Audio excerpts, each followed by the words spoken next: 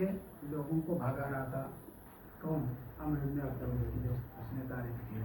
खुलासा ये कि पैगम्बर इस्लाम के ऐसे नहीं थे, ये रिवायत झूठी है ना? ये इबारत में मुबालगतन कही है, जाहिर है कि मैं उसकी उम्र की बात कर रहा हूँ। उसने बाकायदा कहा था कि मैं इतना बहादुर था, इतना बड़ा बहादुर था कि ऊँट को पकड़ के, एक टांग पकड़ करके उससे मुकाबला कर रहा था, और खुद भी ये कहा कि 1000 आदमी के बराबर था। फारसी यल भी कहा गया वगैरह वगैरह। खैर, तो पैगम्बर के असहाब को ऐसा डराया कि पैगम्बर ने 3 मरतबा आवाज़ दी, कौन इस कुत्ते के मुकाबले में जाएगा। ऐसे खौफ से बैठे हुए थे, इबारत जिक्र हुई का अन्ना अला रुऊसिहिम तैर, जैसे उनके सरों के ऊपर परिंदे बैठे कि अभी हिले नहीं कि उड़ जाएंगे। पैगम्बर के असहाब की ऐसी हालत है। यहाँ जब इन लोगों ने 10 में आकर के ऐसा बयान किया तो बनी इसराइल तो डरेंगे कि अरे इतने बड़े बहादुर हैं कि हमारे अपनी आस्तीनों में 100 आदमी को ले लेंगे, तो मुबालगतन ये कह रहे हैं। लेकिन जब यूशा इब्न नून और कालूब इब्न यूहन्ना आए और उन्होंने कहा नहीं, जैसे ही हम दाखिल हुए, खाफ, इबारत ये है, वक़द खाफना अल जब्बारून, हमसे वो जब्बार लोग डर गए थे। यानी अगर 2 आदमी हैं तब भी, और अगर 12 हैं तब भी, इतने बड़े इलाके में इतने ज़्यादा जब्बार लोग, और वो सब हमसे डर गए। और डरने की दलील भी पेश कर रहे हैं कि जैसे ही हम दाखिल हुए वो लोग दूसरे दरवाजे से चले गए। अब मूसा की कौम परेशान, ये 10 की बात सुने, ये 2 की बात सुने। ये लोग इतनी बहादुरी का तस्करा कर रहे हैं, और ये जो दोनों कह रहे हैं कि नहीं वो तो हम लोगों से डर गए, तो दूसरे दरवाजे से बाहर हो गए। तो उन लोगों ने कहा कैफ़ नुसद्दिक़ु इस्नैन व नत्रुकु क़ौल अशरा, 10 आदमी की बात को छोड़ दें, अक्सरियत की बात को छोड़ दें और 2 आदमी की बात सुन लें, ये कैसे हो सकता है। खुलासे ये कि हज़रत मूसा से कहा फ़ज़हब अंता व रब्बुका फ़क़ातिला, जाओ आप दोनों जाओ, आप और आपके भाई, या आपको परवरदिगार यहाँ तो रब का है। फ़ज़हब अंता व रब्बुका फ़क़ातिला इन्ना हौना कायदुन, अगर आयत में सही पढ़ रहा हूँ तो ऐसे ही कि हम यहाँ बैठे रहेंगे, आप जाइए आप दोनों।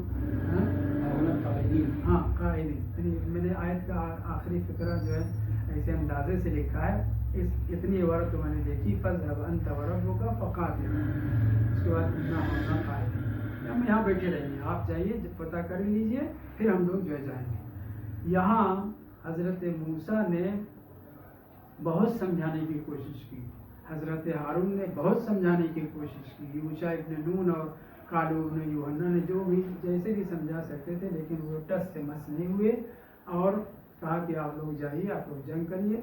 हज़रत मूसा ने ये भी वहाँ पे, यहाँ तो रब की बात कही गई कि आप और आपके परवरदिगार, हज़रत मूसा ने कहा कि मैं ला अमलिकु इल्ला नफ्सी व आखी, मैं अपना जिम्मेदार हूँ, मेरे भाई। अल्लाह यूशा इब्न नून और कालूब इब्न यूहन्ना का तस्करा क्यों नहीं किया, वो मसरात खुदा जाने, तफसीरों में देखने की ज़रूरत है कि क्यों हज़रत मूसा ने जवाब में ये सिर्फ कहा कि मैं अपना ज़िम्मेदार हूँ और अपने भाई का, जबकि यूशा इब्न नून भी बहादुर से साथ थे और कालूब भी थे। बहरहाल तो आयत में मुख्तलिफ जगह पे हज़रत मूसा का वाक़या तस्करा है, कहीं पे रब का जिक्र है, कहीं पे भाई का तस्करा कर रहे हैं। बहरहाल ये जब ये कहा बनी इसराइल ने कि हम अक्सरियत की तस्दीक करें, इनकी बात को मानें या इनकी बात को छोड़ दें, इन दोनों की बात करें। यहाँ पे सैयद इब्न ताऊस ने वाक़या नक़ल करते हैं, अना अक़ूलु कह के हाशिया लगाया है कि बनी इसराइल ने अक्सरियत की तरफ झुकाव किया, अक़लियत को नहीं देखा, जबकि अक़लियत के साथ अक्सर हक होता है और अक्सरियत जो है घाटे में, नुकसान में। कुरान मजीद ने भी अक्सरियत की मजम्मत की है।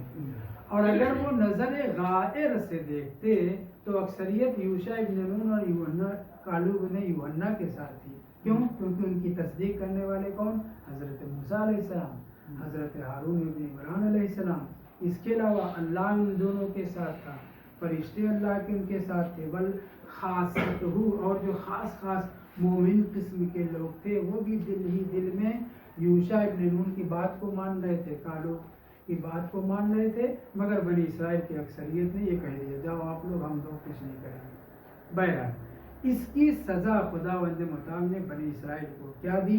40 साल तक सहराए तीह में ادھر ادھر سرگردان رہے. 40 سال تک منہ و سلوہ بھی کچھ دن تک نازل ہوا اور پھر اس کے بعد ان کو پسند نہیں آیا, ہم کو کیڑا ککڑی پیاز وغیرہ لہسن وغیرہ چاہیے, اور پھر وہ سلسلہ ختم ہوا. 40 سال یہ جو صحرائے تیہ میں رہے ہیں, یہیں پر کچھ دنوں کے بعد حضرت ہارون کا انتقال ہو جاتا ہے.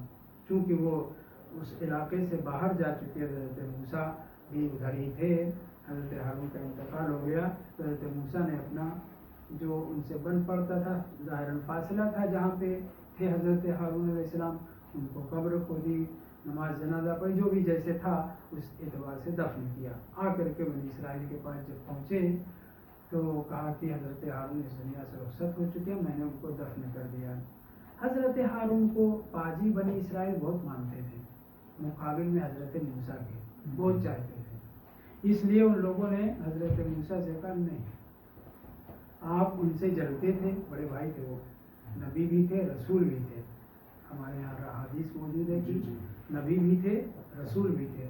حضرت ہارون نبی بھی تھے, وصی نبی بھی تھے, جانشین موسیٰ تو تھے ہی, اور زندگی ہی میں حضرت موسیٰ کی اس دنیا سے رخصت ہو گئے, مگر وہ رسول بھی تھے. تو حضرت موسیٰ کو متہم کیا, انت قتلتہ, آپ نے اپنے بھائی کو ضد میں حسد میں, بڑے ہیں ان کی, ہم لوگ کو بہت ہم چاہتے ہیں, اس لیے آپ نے ان کو قتل کر دیا. روایت کہتی ہے فانزل اللہ ہارون علی سریر, ان کا تابوت چارپائی کے اوپر ان کے لاشے کو جہاں دفن کیا تھا وہاں سے اٹھا, تابوت باقاعدہ بنی اسرائیل کے سامنے آیا. انہوں نے دیکھا کہ حضرت ہارون مر چکے ہیں. تب حضرت موسیٰ کی تصدیق کی کہ آپ جو ہے آپ نے قتل نہیں کیا ہے. یعنی خداوند متعال نے بنی اسرائیل کے پاجی پن کو, اور یہ کہ حضرت موسیٰ کو متہم نہ کریں, ان کو قاتل نہ سمجھیں, ان کو بھی بچانے کے لیے, اور حضرت ہارون کی عظمت کے پیش نظر, اور دوسرے لفظوں میں آپ کہہ سکتے ہیں کہ بنی اسرائیل کے کتنا جو ہے ناز برداری کی ہے حضرت موسیٰ نے بھی اور خدا نے بھی. 9 معجزے عطا کیے ہیں بنی اسرائیل کو. لجباز کو آیت اللہ ناصر مکانی شیرازی صاحب نے عنوان ہی کہا ہے, لجباز ترین قوم کون ہے, یہ بنی اسرائیل. بہرحال تو حضرت موسیٰ کے سامنے حضرت ہارون کی لاش تابوت پر آئی, اور بنی اسرائیل نے دیکھا, تب ان کو یقین آ گیا کہ ہاں حضرت ہارون اس دنیا سے رخصت ہو چکے ہیں. ارض مقدسہ فتح نہیں ہوا, کیونکہ ایک اکیلے حضرت موسیٰ کیا کر سکتے تھے, معجزاتی طور پہ تو نہیں قبضہ کرنا ہے, باقاعدہ جنگ کرنی ہے. ان لوگوں نے کہہ دیا آپ اور آپ کا پروردگار ہے, ہم تو کچھ نہیں کرتے. بہرحال پورا علاقہ فتح نہیں ہوا. سورہ کون سا میں بتایا, سورہ مائدہ کے آیت نمبر 21 کے ذیل میں آپ تفسیر مطالعہ کر سکتے ہیں. کچھ دنوں کے بعد حضرت موسیٰ کی بھی رحلت ہو گئی, اور آپ نے اپنا زندگی میں جس کو جانشین بنایا تھا کون, حضرت ہارون. حضرت ہارون کا پھر انتقال ہوتا ہے. اپنے بعد یوشع ابن نون کو آپ نے اپنا جانشین اور خلیفہ بنایا, اور پھر حضرت موسیٰ کی یوشع کو ہارون نے بنایا تھا. نہیں, حضرت ہارون تو دنیا ہی میں, حضرت موسیٰ کی زندگی میں دنیا سے رخصت ہو گئے تھے. جب 30 دن کے لیے کوہ طور پہ گئے تھے توریت لانے کے لیے, اور 10 دن کا اضافہ ہوا تھا, یہ 40 دن. اس دوران 40 دن جو ہے حضرت ہارون حضرت موسیٰ کے جانشین بھی تھے, خود نبی اور رسول بھی تھے.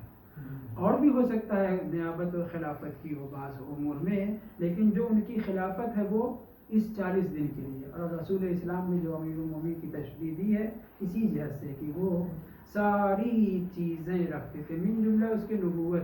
استثناء کہاں کیا جاتا ہے, اللہ لا نبی بعدی, اللہ انہ لا نبی بعدی, یعنی نبوت کی نفی کیوں کر رہے, کیونکہ نبوت بھی تھی حضرت ہارون کے پاس. بعض میں رسول کا لفظ استعمال ہوا ہے, لا رسالت بعدی, لا رسول بعدی. رسالت اور رسول بھی کسی بعض روایت میں ذکر ہوا ہے. میں نے کسی اپنے درس والی کی کتاب میں اس عبارت کو نقل کیا کہ رسول کا بھی لفظ استعمال ہوا ہے. حالانکہ نبی کا کافی ہے, کیونکہ جب نبوت ہی نہیں تو رسالت بھی نہیں, کیونکہ رسالت نبوت کے بعد کا مرتبہ ہے. واضح ہے. تو اللہ لا نبی بعدی یہ استثناء بول رہا ہے کہ حضرت ہارون کے اندر جو جو مناصب و مراتب و فضائل و کمالات وغیرہ من جانب اللہ پائے جاتے تھے, ان سب مناصب کو امیر المومنین بھی رسول خدا کی طرف سے رکھتے ہیں. یہاں تک کہ نبوت اور رسالت بھی ان کے پاس تھی. کس کے پاس؟ حضرت ہارون کے پاس. مگر یہاں پہ پیغمبر نے استثناء کر دیا کہ میرے بعد نبوت اور رسالت ہے ہی نہیں، لہٰذا امیر المومنین علیہ السلام سارے اوصاف میں، سارے مناصب و کمالات میں مجھ سے وہی نسبت رکھتے ہیں جو حضرت ہارون کو موسیٰ سے تھی، اور وہاں پہ نبوت بھی تھی. میں اس کا استثناء کر رہا ہوں کہ میرے بعد کوئی نبی نہیں ہے. خیر توجہ کریں. تو حضرت ہارون علیہ السلام زندگی میں ان کے وسیع و جانشین تھے حضرت موسیٰ علیہ السلام کے، اور جب رحلت کے وقت قریب آیا حضرت موسیٰ کا وہ واقعہ کیسے اس دنیا سے رخصت ہوئے آپ جانتے ہیں. اس سے پہلے انہیں بتا دیا گیا تھا کہ آپ کا وقت قریب آ گیا ہے، آپ اپنے امور کو، میراث نبوت اور تمام تبرکات رسالت و نبوت کو حضرت یوشع ابن نون کے حوالے کر دیے، کیونکہ میں کبھی روئے زمین کو کسی حجت خدا سے خالی نہیں چھوڑ سکتا. پھر حضرت موسیٰ نے حضرت یوشع ابن نون کو اپنا وسیع و جانشین اور خلیفہ بنایا، اور وہ واقعہ پیش آیا. کہاں کب رہا آج تک کوئی نہیں جانتا. حضرت موسیٰ کی اس کے ارض مقدسہ فتح ہوئے. رکے تو ارض مقدسہ حضرت موسیٰ نے فتح نہیں کیا. حضرت ہارون اور حضرت موسیٰ وغیرہ بولو یہاں پہ آیت میں اس طرح سے کہا جاؤ، لیکن کیا اللہ کے حکم سے وہ لوگ گئے؟ نہیں. اس کے بعد حضرت موسیٰ کے انتقال ہو جانے کے بعد حضرت یوشع ابن نون کو حکم ہوتا ہے، اور آپ ارض مقدسہ فلسطین، شام، اریحا، جو کوہ اریحا تھا اردو میں، وہ پورے علاقے کو جو ہے فتح کرتے ہیں. ایک جنگ نہیں ہے، ایک جنگ اس سے پہلے بھی کر چکے تھے. کون سی؟ اپنی بھابھی سے.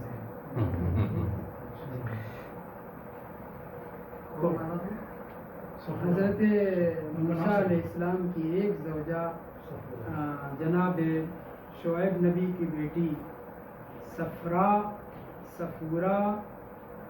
اور ایک صفرا ایک کلمہ اور استعمال ہوتی. ہمارے علماء نے جیسے سید جعفر مرتضیٰ عاملی صاحب نے فرمایا کہ نبی کی بیٹی جو رسول حضرت موسیٰ علیہ السلام کی زوجہ تھی، وہ بعید ہے کہ انہوں نے جنگ کی. کوئی دوسری زوجہ تھی جس کا نام صفرا تھا، صفورہ نہیں. صفورہ بنت شعیب، حضرت شعیب نبی کی بیٹی تھی.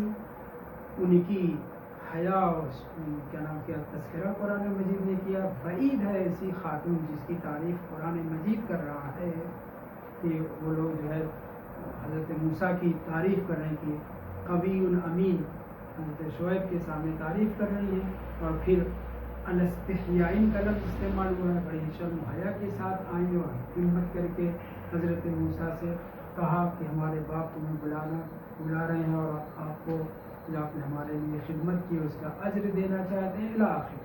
تو یہ سب کیفیات جو ذکر ہوئے یہ آیت کی اور روایات کی روشنی میں جناب سید جعفر مرتضیٰ عاملی صاحب نے فرمایا ہے کہ وہ صفورہ نہیں تھی، وہ صفرا تھی. حمیرہ کے وزن پہ صفرا ایک کلمہ صفرا بھی ہے اصفر سے احمر کے مقابل میں. ایک کوئی کلمہ اور اگر تین کلمہ استعمال دو خانم. صفورہ بنت شعیب حضرت موسیٰ کی زوجہ تھی. بعید ہے کہ وہ ایسی رہی. اور دوسری جو خاتون تھی اس کا صفورہ یا صفرا نام تھا. اس کی وہ جو ہے حضرت موسیٰ کے وسیع اور جانشین سے اسی طریقے سے لڑنے کے لیے آئی. جنگ ہوئی. ہارون تو زندگی میں دنیا سے رخصت ہو گئے تھے تو کہاں سے لڑے گی.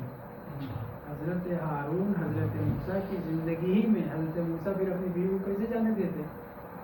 حضرت موسیٰ کی بھی رحلت کے بعد پہلے حضرت ہارون کی رحلت ہوئی ہے، پھر حضرت موسیٰ کی رحلت ہوئی ہے. حضرت موسیٰ کی دوسری خاتون جس کا صفرا نام تھا اس نے حضرت یوشع ابن نون کا مقابلہ کیا ہے. باقاعدہ جنگ ہوئی ہے اور ویسے ہی ہاری ہے جیسے آپ حضرات کی نانی اماں ہاری تھی جنگ کے زمانے میں. توجہ کریں. تو یوشع ابن نون وسیع اور جانشین حضرت موسیٰ علیہ السلام بعد حضرت موسیٰ علیہ السلام، اور باقاعدہ لشکر کشی کی ہے صفرا نے یا صفرا نے بالکل ویسے ہی جیسے عائشہ حمیرہ نے کیا تھا.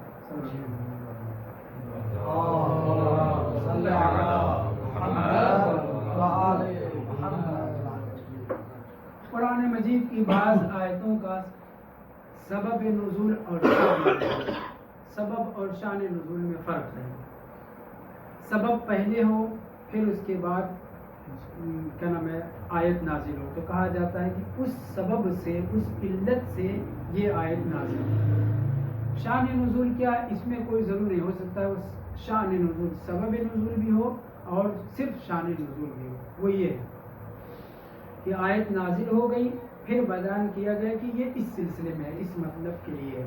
یہ جو میں آیتیں پڑھنے جا رہا ہوں اس پہ توجہ کریں. قرآن مجید کے سورہ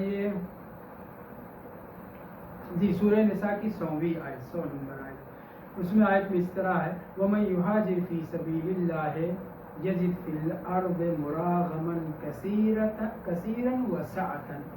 جو شخص راہ خدا میں ہجرت کرے، جہاد کرے، ہجرت کرے تو اللہ کی زمین میں وہ وسعت بھی پائے گا اور منفعت بھی. مراغمن کثیر، بہت زیادہ فائدہ بھی اسے ہوگا. اس آیت میں کوئی استثناء نہیں ہے، من کا لفظ استعمال ہوا ہے. کیا کہا وَمَن يُهَاجِرْ فِي سَبِيلِ اللَّهِ. نہ بچے کی قید کا تذکرہ ہے کہ بچہ نہ ہو، نہ بوڑھے کا قول ہے پیر فرتوت ہو گیا اس کو بھی استثناء نہیں کیا گیا ہے، نہ عورت کو استثناء کیا گیا، نہ جوان نہ بوڑھی کسی کو. آیت پہ توجہ کریں. وَمَن يُهَاجِرْ فِي سَبِيلِ اللَّهِ، جو بھی راہ خدا میں ہجرت کرے. حضرت جعفر طیار کے ساتھ عورتیں بھی تھیں، بچے بھی تھے، صحیح، بوڑھے جوان بھی تھے. 80 یا کتنے لوگ جو کہتے ہیں حبشہ اتنا لمبا بڑا سفر کیا ہے اس ہجرت میں. اس آیت کے مصداق جو ہے حضرت جعفر طیار ان کے ساتھی ہیں. مگر آیت کیا تھی؟ آیت کرے وَمَن يُهَاجِرْ فِي سَبِيلِ اللَّهِ. کوئی بھی راہ خدا میں ہجرت کرے تو خدا کی زمین میں وہ وسعت پائے گا اور بہت سے فائدے بھی ہیں. حالانکہ دنیاوی فائدے تو ہوں گے، اخروی فائدے بے پناہ ہیں کہ ہجرت کا ثواب جہاد کے ثواب کے برابر ہے، جہاد کا ثواب ہجرت کے ثواب کی طرح سے ہے. اس آیت کو محمد بن صاحب کلبی جو نے نقل کیا ابن عباس سے، تو اس میں کہا وَمَن يُهَاجِرْ فِي سَبِيلِ اللَّهِ یقول فی طاعت اللہ. ہجرت فی سبیل اللہ سے مراد کیا ہے؟ اللہ کی اطاعت کرتے ہوئے، اللہ کی اطاعت کرتے ہوئے گھر سے باہر نکل جائے انسان، یہ بھی ہجرت ہے. دوسرے شہر چلا جائے یہ بھی ہجرت ہے، دوسرے ملک چلا جائے یہ بھی ہجرت ہے. پورا قارہ حجاز جزیرہ نما عرب سے افریقہ حبشہ گئے تھے نا، اس میں بھی چلا جائے یہ بھی ہجرت ہے. راہ خدا سے مراد کیا ہے؟ اطاعت پروردگار میں جو آدمی اپنا گھر بار دیار چھوڑ دے وہ مہاجر فی سبیل اللہ ہے. آیت پہ کیا کہا جا رہا ہے؟ بغیر کسی استثناء کے فی طاعت اللہ کہا جا رہا ہے، فی سبیل اللہ کہا جا رہا ہے. وَمَن يُهَاجِرْ ہے، وَمَن يُهَاجِرْ.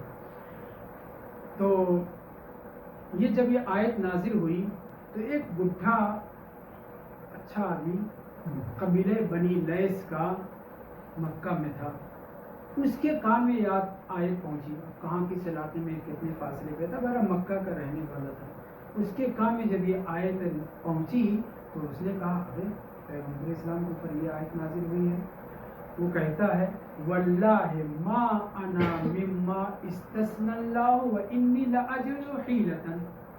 اگر میں حیلہ یعنی چارہ رکھتا ہوں راہ خدا میں سفر اور ہجرت کرنے کا تو پھر میں اس میں استثناء نہیں. واللہ بخدا قسم اللہ نے کوئی استثناء اس میں نہیں کیا ہے. نہ بچے کی قید، نہ بوڑھے کی، نہ عورت، نہ مرد، نہ جوان. 7 لفظوں میں کیا کہا؟ میں یوحاجر، میں بوڑھا ہوں، چل اٹھ پھر نہیں سکتا تھا، اٹھ پھر چل پھر نہیں سکتا تھا، اٹھ بیٹھ نہیں سکتا تھا، اتنا بوڑھا تھا. لیکن جب اس کے کان میں یہ آیت پڑھی تو اس نے کہا واللہ ما انا، میں نہیں ہوں، ممن استثنى اللہ، کہ جن کو اللہ نے استثناء کیا ہے. وَإِنِّي لَأَجِدُ حِيلَةً، اگر میں ہیلا رکھتا ہوں، چارہ رکھتا ہوں تو مجھے سفر کرنا ہے. آیت میں آگے استثناء ہوگا تو اس میں وہ کہہ رہا ہے کہ اس استثناء میں میں شامل نہیں ہوں. کیوں؟ اس لیے کہ میرے پاس راہ کار ہے، چارہ کار ہے کہ میں ہجرت فی سبیل اللہ کر سکتا ہوں، مکہ کے کفرستان سے نکل کے باہر جا سکتا ہوں. جب اس نے یہ کہا اور اس کے بعد ایک قسم اور کھائی واللہ لا ابیت اللیلۃ بمکہ، آج کی یہ شب میں مکہ میں نہیں گزاروں گا. بڈھا ہے، اٹھ بیٹھ نہیں سکتا ہے، چل پھر نہیں سکتا ہے، نتیجہ یہ ہوا کہ بنی لیس والے قبیلے والوں نے، گھر والوں نے، بچوں نے، اولاد نے اس کو کہا کہ ٹھیک ہے، اگر آپ یہاں نہیں رکنا چاہتے تو ہم کہیں آپ کو لے کر کے چلتے ہیں، ہاں کہیں بھی لے کے مکہ سے نکلو، راہ خدا میں مجھے پیغمبر اسلام مثلا مدینہ جا چکے یا ہجرت کر چکے تھے یا نہیں کر چکے تھے نہیں معلوم، اس نے ارادہ کیا کہ مجھے مدینہ لے جایا جائے، 4 پائی پہ 450 کلومیٹر لے کے جانا ہے، کیسے جا پائے گا؟ لیکن اس نے کہا میں ایک شب بھی مکہ میں نہیں رکنا چاہتا، کیونکہ اس آیت میں جو استثناء کیا بھی گیا ہے اس میں میں شامل نہیں ہوں۔ ایک قسم یہ کھائی اور دوسری قسم یہ کھائی کہ میں ایک شب بھی ہم مکہ میں کفرستان میں نہیں رکوں گا۔ قبیلے والے اولاد نے اس کو چارپائی پہ اٹھایا اور لے کر کے چلے تنعیم، ایک جگہ ہے زارن سات خاتون میں سے ایک جگہ ہے، وہاں پہنچے۔ جب وہاں پہنچے تو اس کی حالت بگڑنا شروع، چارپائی پہ لے کر کے جا رہے ہیں، ظاہر بگڑے گی۔ مقام میں تنعیم میں جب وہ پہنچا ہے تو اس کی حالت غیر ہونا شروع ہو گئی اور قریب تھا کہ وہ مر جائے، سکرات موت طاری ہوئے۔ اب کیا کرے؟ روایت کہتی ہے سعد سعود میں کہ محمد بن سعد کلبی سے روایت آئی ہے، ہم پڑھ ہی رہے ہیں آیات الحکام کی، صاحب نے محمد بن سعد کلبی کی، وہ کہتا ہے کہ اس نے چارپائی ہی پہ رات کو اتروایا یا نہیں، چارپائی پہ ہاتھ چہرہ آسمان کی طرف اٹھایا اور کہا اللہم ھذہ لک وھذہ لرسولک، ایک ہاتھ اٹھایا اور کہا کہ یہ تیرا ہاتھ ہے، تیری خاطر ہے، اور یہ تیرے رسول کی خاطر ہے، تیرے رسول کا ہاتھ ہے۔ اور پھر اس کے بعد صفک بیدہ ہے لیمینہ علی یسارہ، ایسے تالی بجائی بیعت کی، دائیں بائیں ہاتھ کو آپس میں سے ہی ملایا اور کہا کہ پالنے والے عبارت یہ ہے اللہم ھذہ لک وھذہ لرسولک ابایعک علی ما بایع علیہ رسولک، میں تیری بیعت کرتا ہوں، تیری راہ میں نکلا ہوں، کفرستان سے نکل آیا ہوں، مکہ سے نکل آیا ہوں، میں تیرے ہاتھ پر ویسے ہی بیعت کرتا ہوں جیسے تیرے نبی نے تیری بیعت کی تھی۔ مطلب یہ ہے کہ جیسے رسول خدا اطاعت خدا میں تھے، مکمل طریقے سے عہد و پیمان باندھے ہوئے تھے، ویسے ہی میں بھی گویا عہد و پیمان باندھ رہا ہوں، ایک ہاتھ کو ایک ہاتھ پہ رکھ کر کے، اور یہ میرا ہاتھ نہیں ہے، دونوں تیرا خلق کر رہا ہے، ایک تیری طرف سے ہے، ایک تیرے رسول کی طرف سے ہے۔ کیسے تیرے رسول نے تیرے ہاتھ پہ بیٹھی ہے، تشبیہ ہے، معاذ اللہ، اللہ کے ہاتھ نہیں ہے، اللہ مغلولہ بنی اسرائیلی نہیں ہے، وہ بھی نہیں ہے، اللہ کا ہاتھ اور رسول خدا کا ہاتھ فرض کر کے ویسے ہی معاہدہ کیا جیسے کہ رسول خدا نے تیرے ساتھ معاہدہ کیا تھا تیری راہ میں قربانی دینے کا۔ اب میں مرنے کے قریب ہوں، ہجرت کر چکا ہوں لیکن منزل تک نہیں پہنچا ہوں، لہٰذا میں تیری بیعت ویسے ہی کرتا ہوں جیسے تیرے رسول نے بیعت کی تھی۔ ابن عباس کہتے ہیں فمات حمیدا فنزلت، جیسے ہی اس آدمی کی یہاں رحلت ہوتی ہے، اب میں نہیں جانتا کہ یہ واقعہ ہجرت کے رسول خدا کی ہجرت سے پہلے کا یا ہجرت کے بعد ہے، رسول خدا کے اوپر آیت نازل ہوئی ہے۔ کیا یہ آیت نازل ہوئی وَمَن يَخْرُجْ مِن بَيْتِهِ مُهَاجِرًا إِلَى اللَّهِ وَرَسُولِهِ، وہ شخص جو راہ خدا میں فی سبیل اللہ اپنے گھر سے اللہ کی طرف اور اس کے رسول کی طرف ہجرت کرے، خود چل کے نہیں آیا ہے، چارپائی پہ اٹھا کر کے آیا، مگر نیت کیا تھی کہ میں اس کفرستان سے نکلوں، اللہ اور رسول تک پہنچوں۔ تب یہ فمات حمیدن، ابن عباس کہتے ہیں، ابن صاحب کلبی نقل کرتے ہیں کہ وہ آدمی جس کا نام ابن زمرہ تھا، بوڑھے جو تھے، وہ مات حمیدن، ممدوح مرے، اللہ نے ان کی تعریف کی ہے۔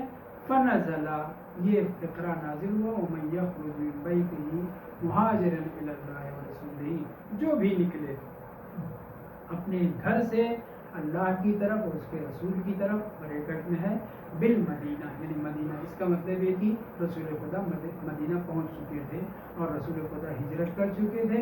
کب اس آدمی کے کان میں یہ آیت وَمَن یخرج مِن بَیتِهِ مُہَاجِرًا والی آیت پہنچی نہیں معلوم، بہرحال اس کو جب یہ پتہ چلا، وہ ہجرت نہیں کر سکا تھا، اور یہاں رسول خدا ہجرت کر کے مدینہ پہنچ چکے ہیں، یہ عبارت بول رہی ہے، اس سے یہ پتہ چل رہا ہے کہ جناب رسول خدا مدینہ ہجرت کر کے جا چکے تھے۔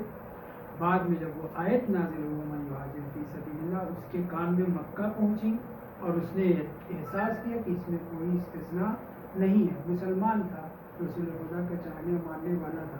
اس نے کہا جب کوئی استثناء نہیں ہے اور میرے پاس چارہ ہے اس سے نکلنے کا تو میں رکوں گا. ایک رات بھی قسم کھائے گا کہ ایک رات بھی نہیں رکوں گا، ایک رات بھی نہیں ٹھہروں گا.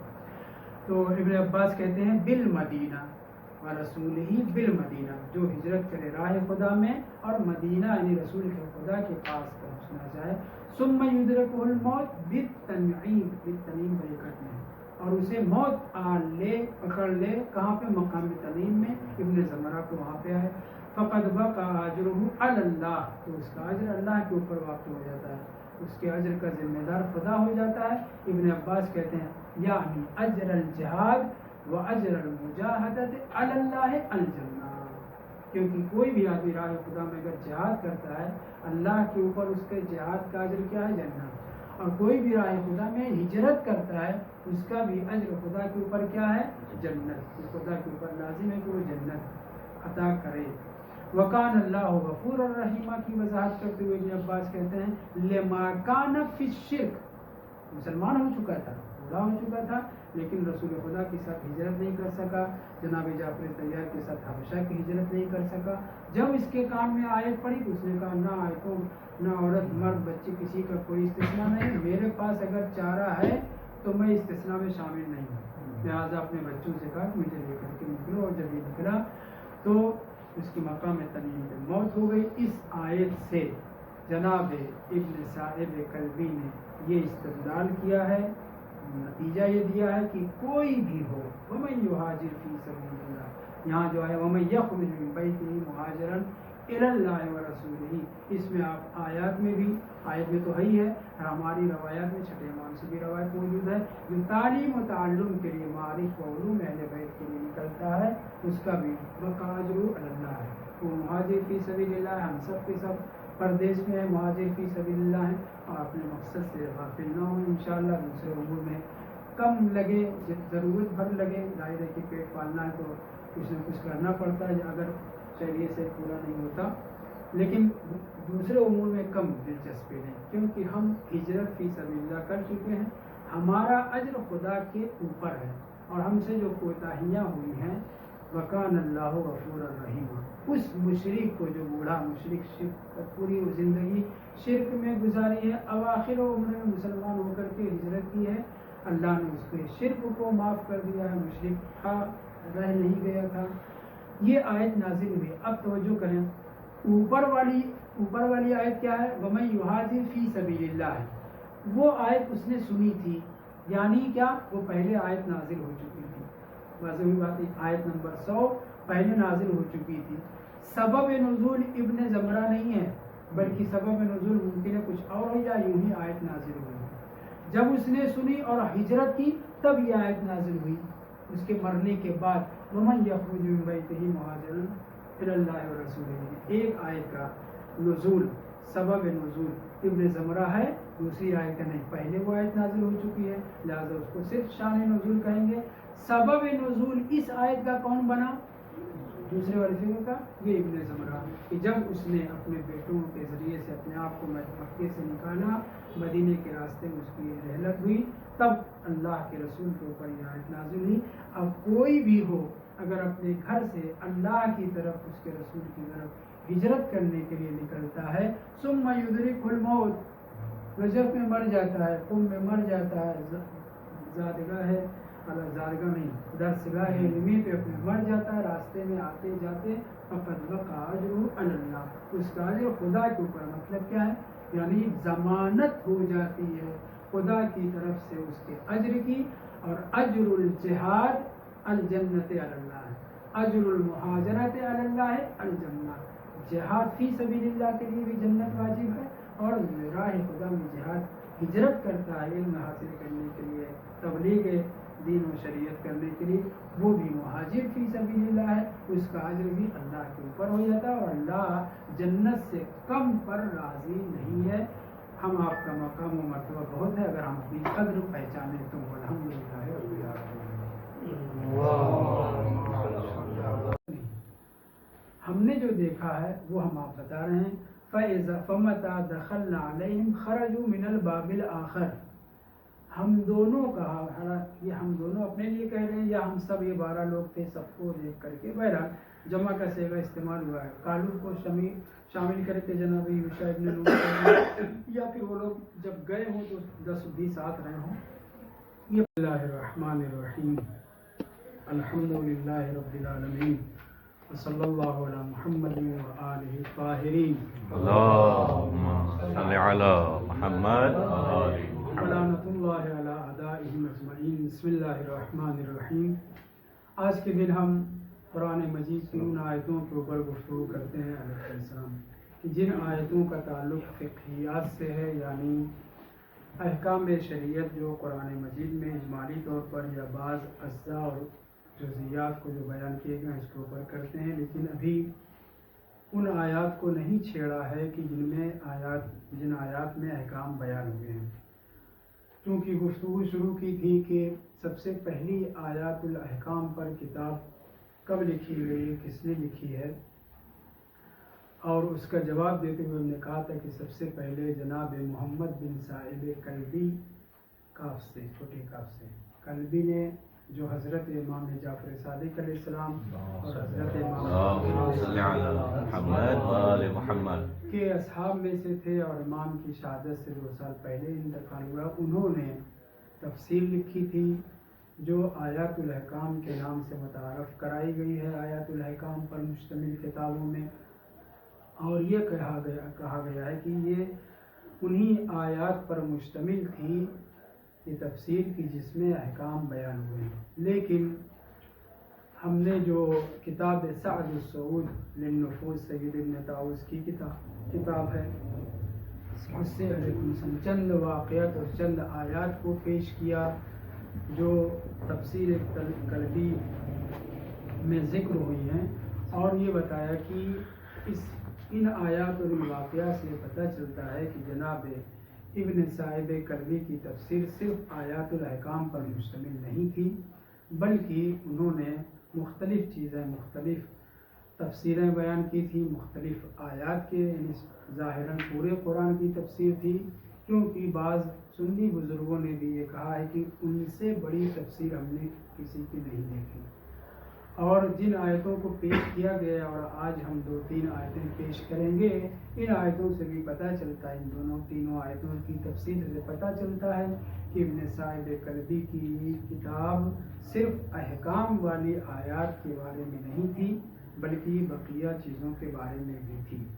جیسے سورہ مائدہ کی آیت نمبر 21 کی تفسیر میں سید ابن طاووس نے لکھا ہے، یہ جو قرآن مجید میں ذکر ہوا ہے کہ ادخلوا الارض المقدسہ، یعنی مقدس سرزمین پر داخل ہو جاؤ. یہ خطاب بنی اسرائیل سے ہے، حضرت موسیٰ علیہ السلام کی قوم سے ہے.